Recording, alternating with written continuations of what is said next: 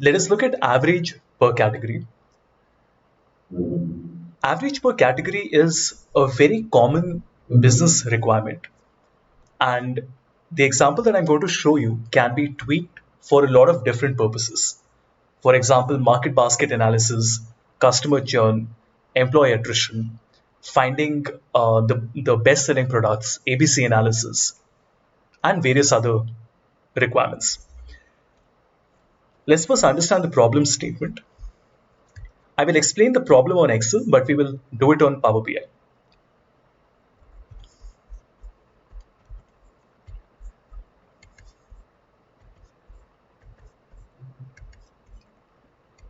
All right. So what I'm doing here is to keep my customer ID in rows, region is in filter, and my total sales is in value. If we select the first region, let's say central, the total sales is 501,000, correct? And if I look at the average, let me just remove the total sales and keep my normal sales value because we want to look at the average here. So if you look at the average here, you notice the average comes to 260. Just remember this number. So central is 260. Let me try to get this number in Power BI as well. In fact, I'll do it for two of them. So let's do it for central and east. So east average is coming as 238. East is 238. Let's come back to Power BI and we will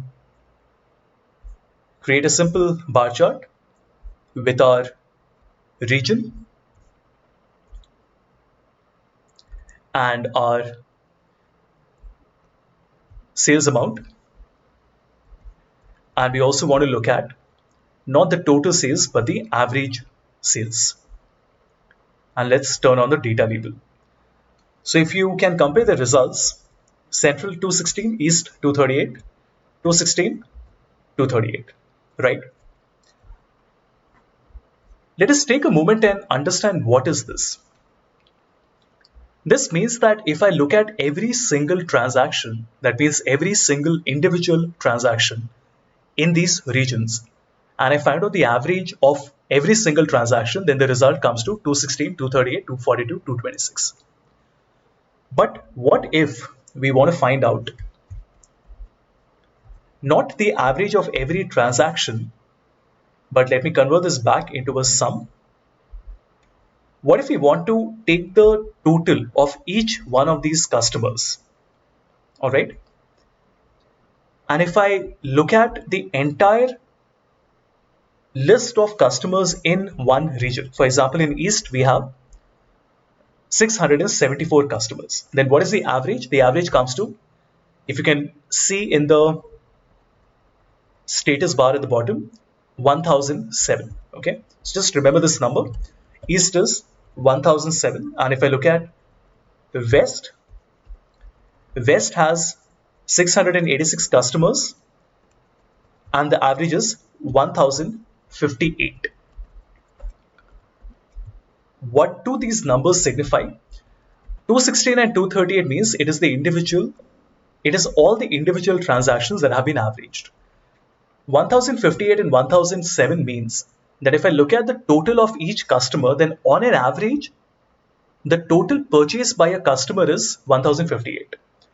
So 216 means that on an average, the transaction size of a purchase is 216, and 1058 means that on an average, the total of one customer is 1058. Let's see how we can get this number. New measure, and we want to create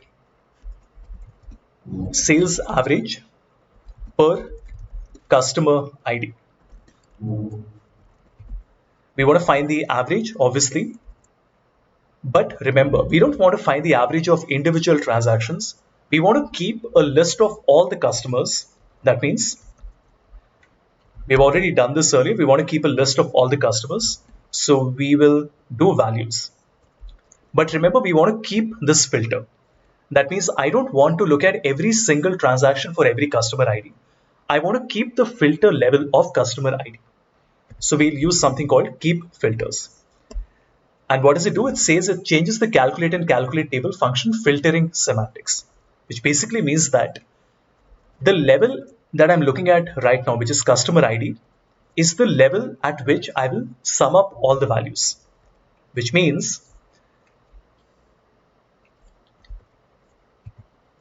that if now I want to do a calculate of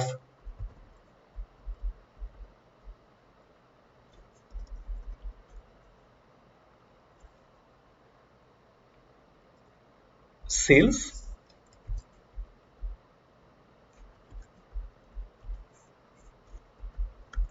what will happen? Just give me a moment. Let me just clean it up a little bit so that you understand it better. Yeah, I think that's good. And let me keep this. So keep filters is okay, values is okay. Then we have our customer ID and let's keep this. Hey, wonderful.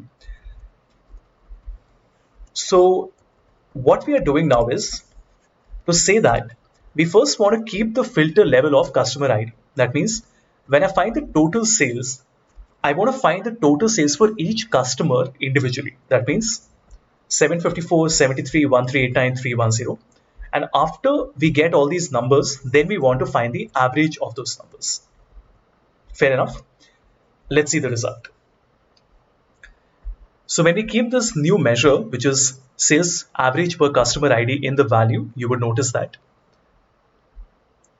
we get the result that we wanted, 1058 and 1007.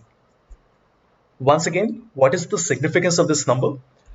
226 means that on an average, every transaction size is 226.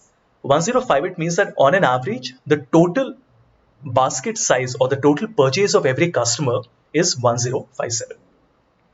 Very useful. Make sure to practice this. The formula itself is not very difficult, but the logic behind it is very important. And I strongly recommend that you do it in Excel once so that you understand the working behind it before doing it on Power BI.